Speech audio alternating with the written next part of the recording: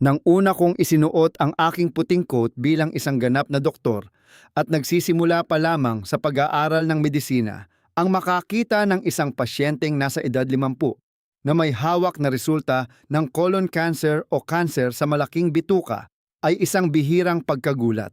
Ngunit ngayon, mga lolo at lola, mga tito at tita sa mga ospital at cancer centers sa buong Pilipinas, tayo ay nakakasaksi ng isang napakalupit na katotohanan. Ang colon cancer ay kumakatok sa pinto ng mga kabataang nasa edad 30, mga estudyanteng edad 20.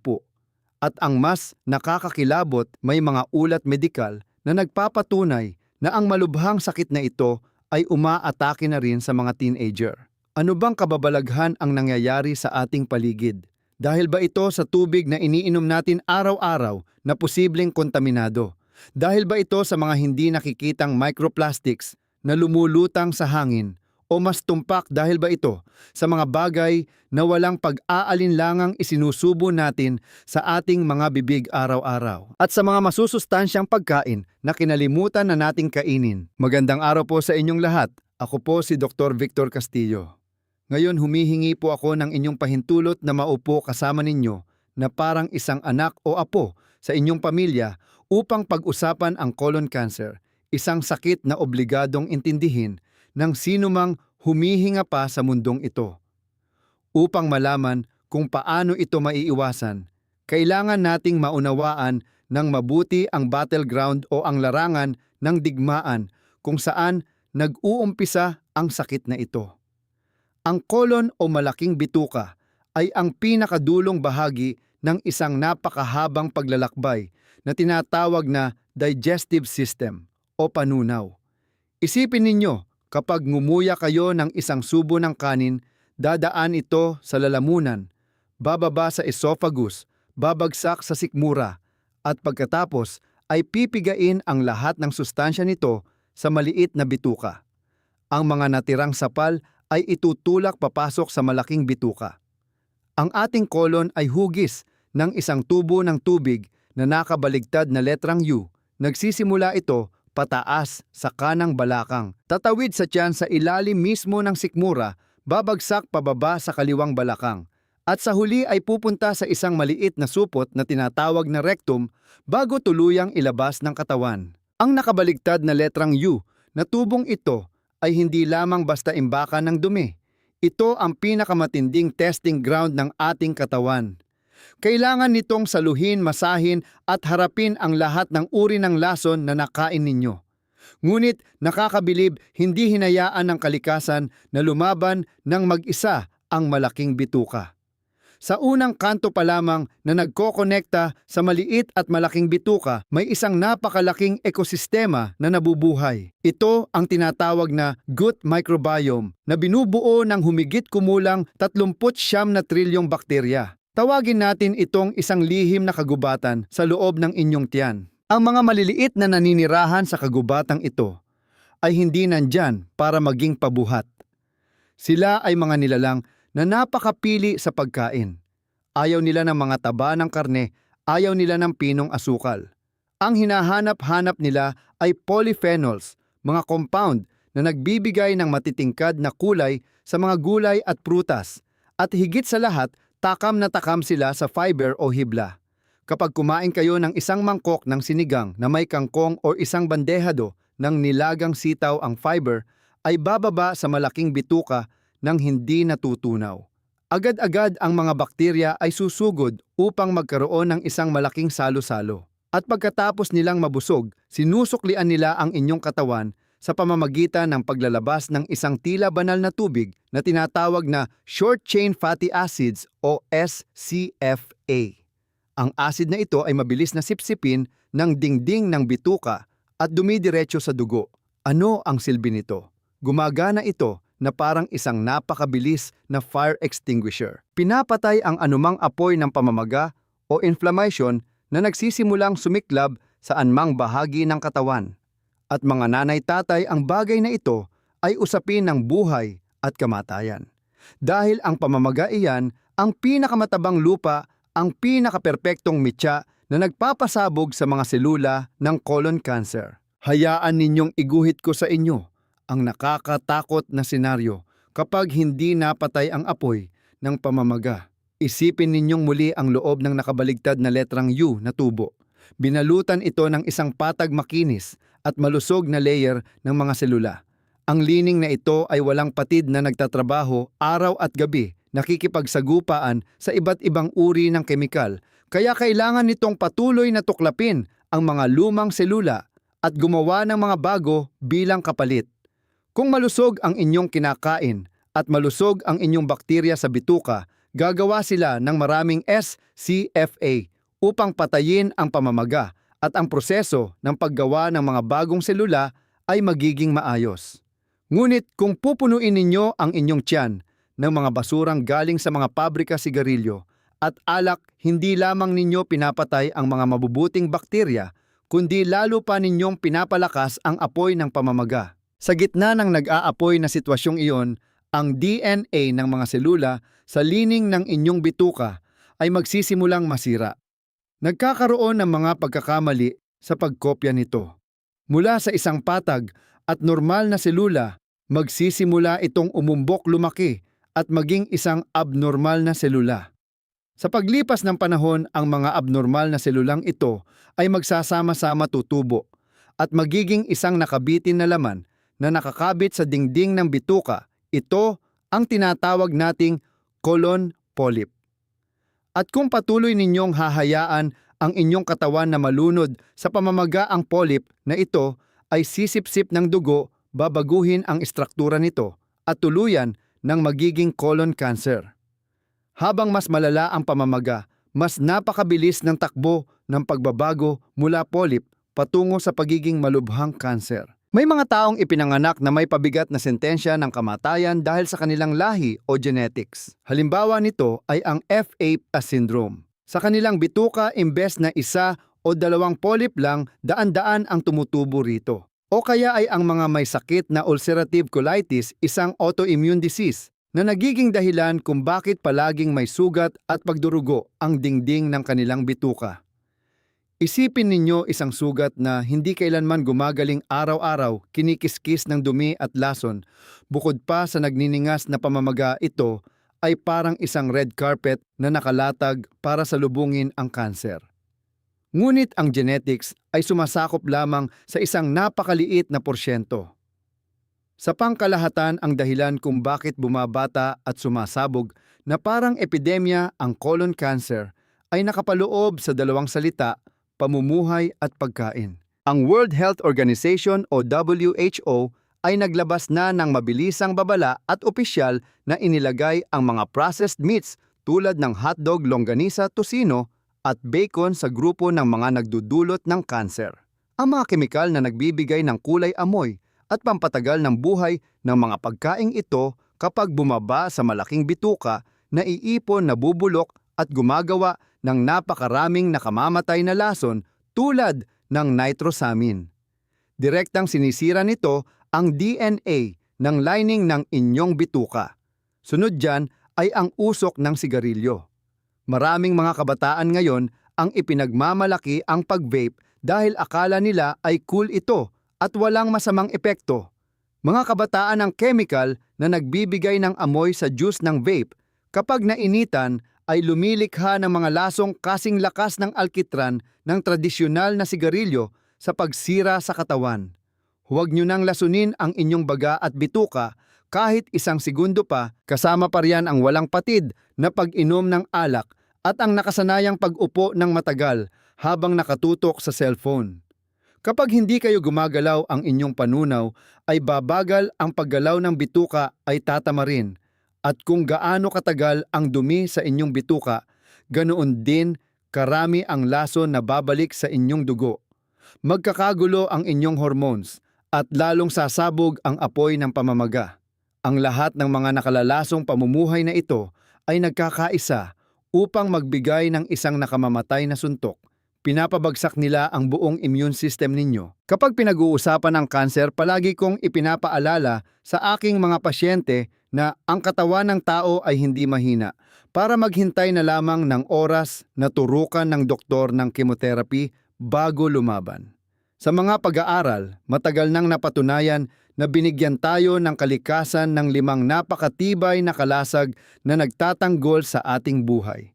Unang kalasag, angiogenesis. Iniuutos ng malusog na katawan na ang mga daluyan ng dugo ay magbigay lamang ng sustansya sa mga malulusog na selula at walang awang gugutumin ang anumang bukol o tumor. Pangalawang kalasag, stem cells. Ang tropang ito na laging handang rumesponde ay nag-aabang sa ating utak ng buto, handang sumugod para ayusin ang anumang sira sa lining ng bituka. Pangatlong kalasag, gut microbiome, ang mga bakteryang mandirigma na nagpapababa ng pamamaga na nabanggit ko kanina. Pang-apat na kalasag, DNA. Ang ating genetic map ay may nakaprogramang kakayahan na ayusin ang sarili nito kapag nasugatan ng microplastics o usok. At ang pinakahuli at pinakadakilang kalasag, ang immune system. Isipin ninyo ang inyong immune system bilang isang grupo ng SWAT o Special Forces ng pulisya na naka-duty 24/7. Sa normal na sitwasyon, kapag nasugatan ang katawan, gagawa sila ng kaunting pamamaga para magbigay ng alarma at tatawag ng tropa upang linisin ang bakterya at pagkatapos ay mabilis itong papatayin. Ngunit ang Special Forces na ito ay may isa pang napakahalagang misyon, ang magpatrolya at pumatay ng kanser. Kailangan ninyong malaman na sa 40 trilyong selulang, patuloy na dumarami araw-araw ang ating katawan ay gumagawa ng humigit kumulang 10,000 pagkakamali sa pagkopya ng DNA. Ibig sabihin, araw-araw kayong gumagawa ng 10,000 maliliit na selula ng kanser. Bakit hindi pa kayo nagkakasakit? Dahil ang mga pulis na ito ay patuloy na naglalakad sa mga eskinita ng inyong katawan. Sa sandaling makakita sila ng kahina-hinalang selula na mukhang kontrabida agad nila, itong hinuhuli, pinoposasan at pinapatay sa mismong lugar. Hindi pa man lumalaki ang kanser ay naitapon na sa truck ng basura. Ngunit kapag pinupuno ninyo ang inyong katawan ng mga lasong tulad ng hotdog, sobrang alak at katamaran sa pag-eehersisyo, hindi ninyo namamalayan na pinatulog ninyo ang mga pulis na ito gamit ang pampatulog. Kapag nakatulog ang mga pulis, ang mga kriminal na kanser ay mag-uugat sisira ng bakod at gagawin ang inyong katawan na isang syudad na walang batas. Kaya naman ang susi sa pag-iwas sa kanser ay hindi ang paghihintay na magkasakit bago magpagamot, kundi ang pagkain ng tama upang gisingin at patalasin ang lahat ng 5 kalasag na ito. Ngunit gaano man kayo kaingat sa pagkain, ang batas ng pagtanda ay hindi maiiwasan ninuman. Kapag pumasok na kayo sa edad 50 at ngayon, dahil mas bumabata ang mga tinatamaan, inire-rekomenda ng mga eksperto na magsimula sa edad 45, may isang pangalawang anting-anting na obligasyon ninyong suotin, ang colonoscopy o ang pagsilip sa malaking bituka. Napakaraming mga lolo at lola at mga magulang ang natatakot sa tuwing naririnig ang salitang colonoscopy. Mga lolo-lola, ang takot na iyan ay nagmumula lamang sa hindi natin pagkakaintindi. Hayaan ninyong ipaliwanag ko kung gaano kagaan at kasimple ang pamamaraang ito na nagliligtas ng buhay. Para makita ng doktor ang pinakasulok-sulukan ng inyong mahabang bituka, ang pinakamahalagang kondisyon ay dapat malinis na malinis ito. Walang gustong makakita ng basura na nakaharang sa mga maliliit na binhi ng kanser. Kaya naman sa gabi, bago ang inyong colonoscopy, bibigyan kayo ng pampadumi o laxative na inihalo sa tubig. Pagkatapos ninyong hindi kumain ng hapunan, uumpisahan ninyong inumin ang tubig na ito. Huwag po kayong mag-alala, hindi po ito masakit. Ang trabaho lang nito ay gumawa ng isang malakas na agos na tatangay at maglilinis sa lahat ng naipong dumi sa inyong malaking bituka palabas. Tatai kayo ng malabnaw na parang tubig ng paulit-ulit hanggang sa ang lumalabas ay malinaw na parang tubig sa gripo. Iyan ang senyales na malinis na ang inyong bituka. Kinabukasan sa kwarto, kung saan gagawin ang procedure, bibigyan kayo ng kaunting gamot na pampatulog na idadaan sa ugat. Dahan-dahan kayong mahuhulog sa isang malalim at payapang pagtulog na wala kayong mararamdamang kahit anong sakit o hirap. Habang kayo ay mahimbing na natutulog, ang espesyalistang doktor ay maingat na magpapasok ng isang malambot at maliit na tubo na may malinaw na kamera mula sa inyong puwit at dahan-dahang itutulak pataas sa inyong kolon. Ang kamera na ito ay magbibigay ng liwanag at palalakihin ang bawat milimetro ng dingding ng inyong bituka. Ano ang hinahanap ng doktor? Naghahanap sila ng mga sugat senyales ng pamamaga at higit sa lahat, hinahanap nila ang mga polyp na umuusbong. Kapag nakita ng kamera ang isang polyp, hindi magmamadali ang doktor. Kukuha muna sila ng litrato at sa pamamagitan mismo ng tubong iyon, magpapasok sila ng isang napakaliit na alambre na parang silong ibibilot ito sa puno ng polyp. Maglalabas ng mahinang kuryente para putulin ito, huhulihin at ilalabas. Ang maliit na piraso ng sobrang laman na iyon ay ipapadala sa laboratorio para suriin o i-biopsy. Kung ito pala ay cancer sa unang yugto, binabati ko kayo na bunot nyo ang isang napakalaking sakuna mula sa ugat nang hindi kinakailangang hiwain ang inyong tiyan. Iyan ang dahilan kung bakit palagi kong binibigyang diin ang colonoscopy. Ay hindi lamang basta check-up, ito ay isang direktang paraan upang magligtas ng buhay. Gayunpaman, kahit gaano pa kagaling ang doktor o kahit gaano pa kamahal ang gamit nila, ang kalusugan ninyo sa huli ay nakasalalay pa rin sa nakahain sa inyong hapagkainan araw-araw. Ang karaniwang ulam ng mga Pilipino ay isa ng kaban ng gamot kung alam lang natin kung paano pumili. Imbes na kumain ng pritong hotdog, magpalit-palit tayo ng masusustansyang protina tulad ng tokwa munggo o white beans. Samantalahin natin ang fiber mula sa malunggay, alugbati at labanos. Ipasok natin sa ating mga ulam ang mga gulay tulad ng broccoli, repolyo at pechay dahil mayroon itong sulforaphane, isang napakatalim na sandata na pumuputol sa daluyan ng dugo ng kanser. Patakan ninyo ng kaunting olive oil ang inyong salad dahil ang oleocanthal na nasa loob nito ay nagpapababa ng pamamaga na kasing lakas ng mga gamot na nabibili sa botika. Huwag puro baboy at baka ang isipin kumain din tayo ng salmon o kahit ang mas abot kayang galunggong tamban sardinas at alamang na punong-puno ng omega-3 para labanan ang pamamaga. At isa pang magandang balita, ang inyong nakasanayang pag-inom ng kape at tsaa sa umaga ay napakagandang sandata rin. Ang catechin sa green tea at chlorogenic acid sa purong kape, kung tama ang timpla at walang sobrang asukal, ay hindi lamang nakakapagpagising ng isip, kundi pinipigilan din nito ang mga maliliit na bukol na gumawa ng sarili nilang daluyan ng dugo upang pakainin ang kanilang sarili. Ang kalusugan ay nagmumula sa matiyagang pag-ipon ng mga maliliit at mabubuting nakasanayan araw-araw. Bago ko tapusin ang buong pusong pagbabahaging ito, kailangan ko po ng isang maliit na pabor mula sa inyo. Nakikita ko sa mga mensahe at komento mula sa mga nanonood ng aking mga video na hindi nila napapansin na hindi pa pala sila nakakasubscribe sa channel. Pwede po bang pakicheck ninyo ngayon kung nakapag-subscribe na kayo?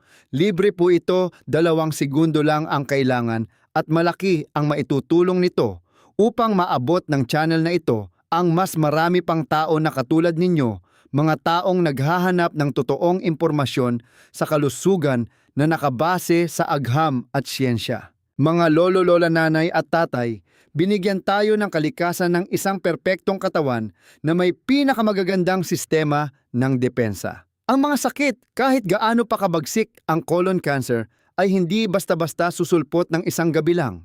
Resulta ito ng mahabang panahon nang hindi natin sinasadyang pagmamalupit sa ating katawan sa pamamagitan ng mabilisang pagkain ng puro prito, mga bisyong nakakasama at paglanghap ng mga nakalalasong usok. Ang pakikinig sa ating sariling katawan, ang kusang loob na pagpapakolonoscopy sa tamang edad at ang pagbabago sa kung ano ang inilalagay natin sa ating plato, ito ay hindi lamang paraan upang iligtas ang ating sariling buhay, kundi isang malalim na pagpapakita ng pasasalamat sa biyayang mabuhay. Huwag na nating hintayin na kailanganin pa natin ang mabibigat na sandata tulad ng chemotherapy o radiation Bago tayo magsimulang magsisi, ang pagkain sa hapagkainan ng pamilya ngayon, sa oras mismong ito, ang pinakamura, pinakaligtas at pinakamagandang gamot laban sa kanser. Para sa ating mahalagang aral ngayon, tandaan po natin na ang ating kalusugan ay parang isang alkansya.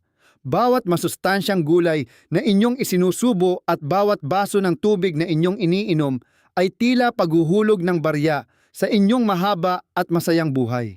Ang sakit ay naiiwasan kung tayo ay may disiplina. Mangyari po lamang na mag-iwan kayo ng komento sa ibaba kung may natutunan kayo. I-click ang subscribe button at i-share ang artikulong ito sa inyong mga kaibigan, kapamilya at mga mahal sa buhay upang sama-sama tayong bumuo ng isang malusog na komunidad na nagsasabing hindi sa kanser. Dalangin ko po ang patuloy na kalusugan, kasaganaan at kapayapaan para sa inyo at sa inyong buong pamilya.